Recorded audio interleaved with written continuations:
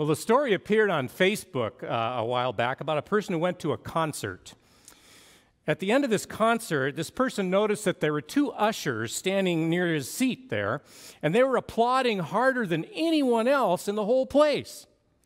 This man said he was thrilled at this particular concert because of the talent and the virtuosity of the musicians.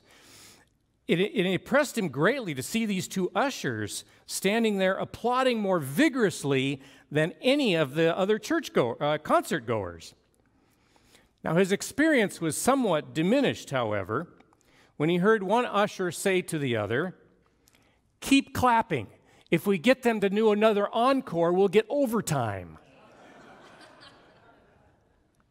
I thought about these ushers when I read the lesson for tonight from the Sermon on the Mount, where Jesus says, "Be careful not to practice your righteousness in the front of others to be seen by them."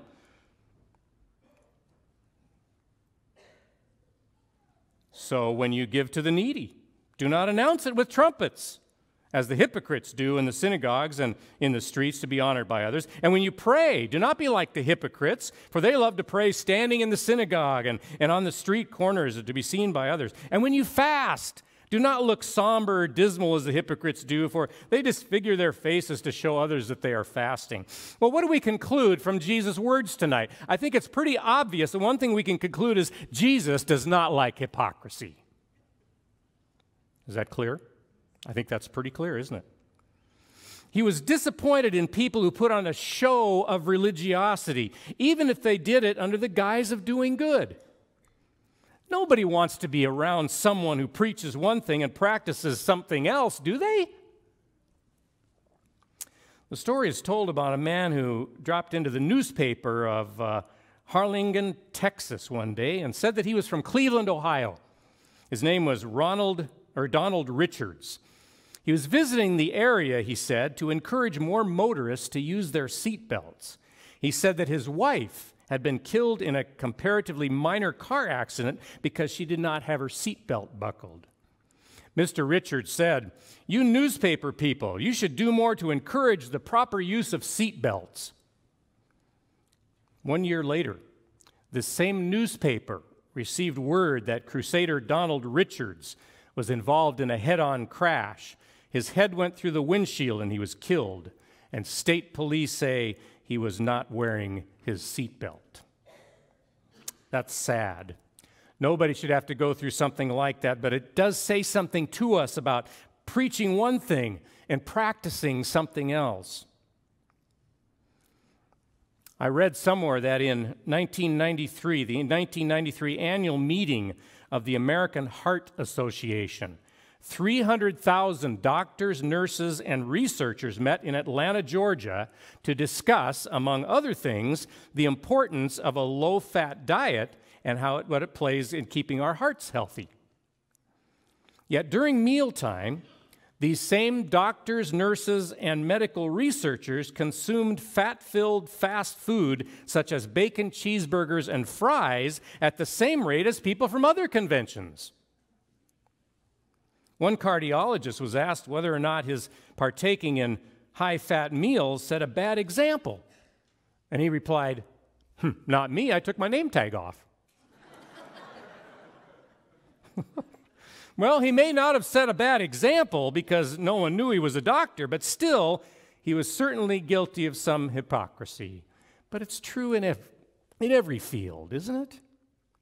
John MacArthur tells a story of a holy man in the Middle East who covered himself with ashes as a sign of his humility and regularly sat on a prominent street corner. Putting on ashes wasn't a once-a-year practice for this man. It was a daily event. However, when tourists asked permission to take his picture, the mystic would rearrange the ashes on his body. He wanted to give the best possible image of his destitution and humility. Now, I know some of you business people will say, well, that's not hypocrisy, that's just good marketing skills, right? Maybe so. But it sounds to me like his humility, like that of many of the Pharisees, was all show. We don't like hypocrisy, preaching one thing and practicing something else, and neither did Jesus. He especially didn't like religious hypocrisy. Now, the Pharisees, as you well know, the Pharisees are kind of on the top of the list of people who are always troubling Jesus, right? They like to make a real show of their piety. The Pharisees laid stress on 3 pillars of the religious life, okay, which they saw as more important than any other practices. These pillars were almsgiving, prayer, and fasting. But there was a problem. There was a problem with how they observed these noble activities. When they gave to the poor, they made sure that they did it to the sound of trumpets. Now, I wonder if that's where the whole phrase of tooting your own horn comes from. I got to research that. I don't know. Jesus said that when you give, you must not let your right hand know what your left hand gave. Now, that's obviously hyperbole, but that's how serious Jesus was about making certain our motives in giving are right. It was a tradition for the Jews to stand in the synagogue for prayer, and they would stand with outstretched arms and arms lifted up, and there's nothing wrong with that, except that some of the Pharisees, while standing there and looking so devout, were secretly glancing around the room to see who was being impressed by their piety. These same Pharisees, they fasted twice a week on Mondays and Thursdays. And these were generally 12-hour fasts, by the way, from sunup to sundown. Now, they were indeed holy people, but of course the Pharisees made sure that people knew they were fasting. Jesus despised religious hypocrisy. Sometimes people in public life sort of fall prey to this temptation. Have you read much about John D Rockefeller?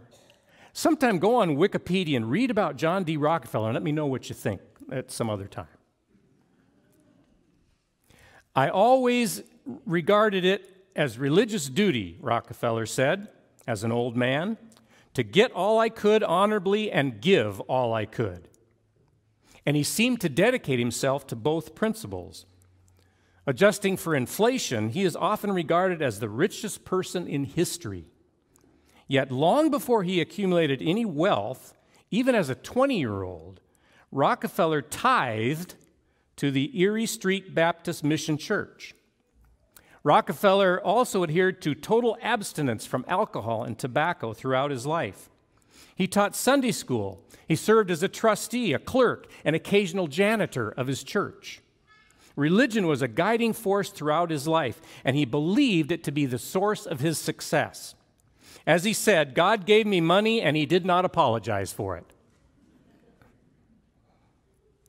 It was from the founder of the Methodist Church, John Wesley, which he took his guiding principles for his finances. Gain all you can, save all you can, and give all you can. On the other hand, there is little question that John D. Rockefeller was a ruthless businessman. Not only did he believe in social Darwinism, the survival of the fittest, but he could be exceedingly cruel in how he practiced it. David J. Rogers, in his book, Waging Business Warfare, says that Rockefeller was so totally dedicated to seeking the complete annihilation of his competitors, he even did a battle with and destroyed his own brother's company.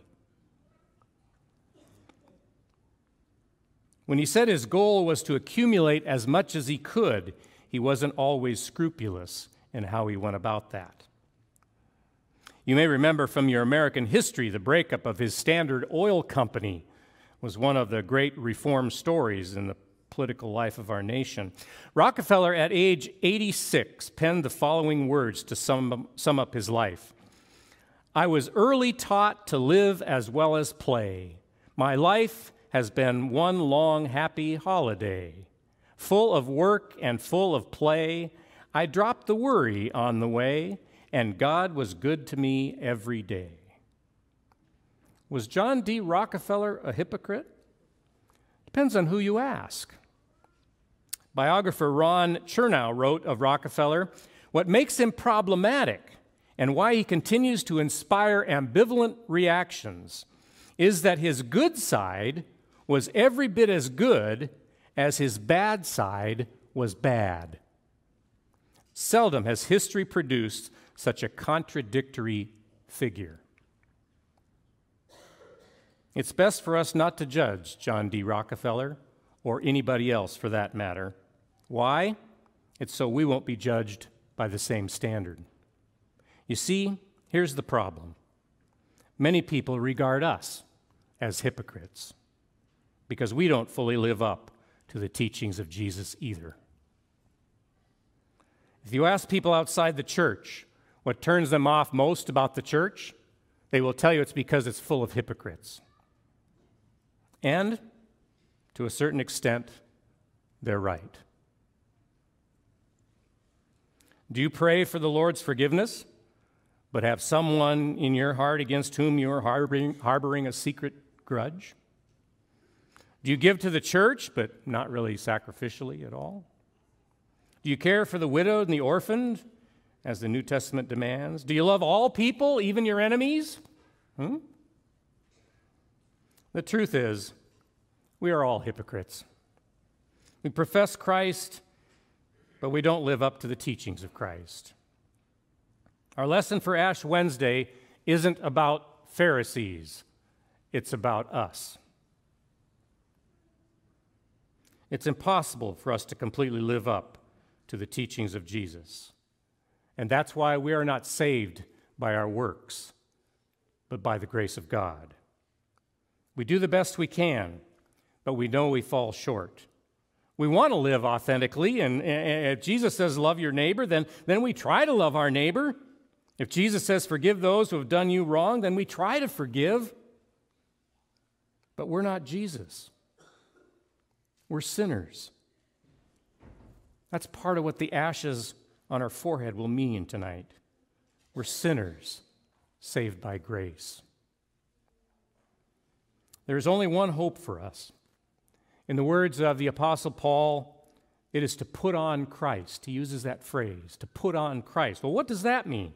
That is, we are to quit trying to live righteously by our own power, but to surrender ourselves to Christ's Spirit and to let Him live through us. There is a story by Max Beerbohm, a British writer and cartoonist, titled The Happy Hypocrite. The story is about a despicable, dissolute man named Lord George Hell. Lord George fell in love with a beautiful young lady. Now, he knew he couldn't win her heart if she knew what he was really like. And so over his bloated features, he wore a mask, the mask of a saint. The guise worked. He wooed and won her hand. After they had been married for a while, a woman showed up from Lord George's past, and she was angered by his pretending to be good. In the presence of his wife, she stripped off his mask, and to her great surprise, and his, when she removed the mask of a saint, she discovered the face of a saint he had become while wearing the mask. So underneath the ashes tonight that we will put on, there will be a mask. It's not the mask which the world thinks we are wearing. No, it will be a mask that says, this is what I hope to become. This is what I want to become. I want to be like Jesus.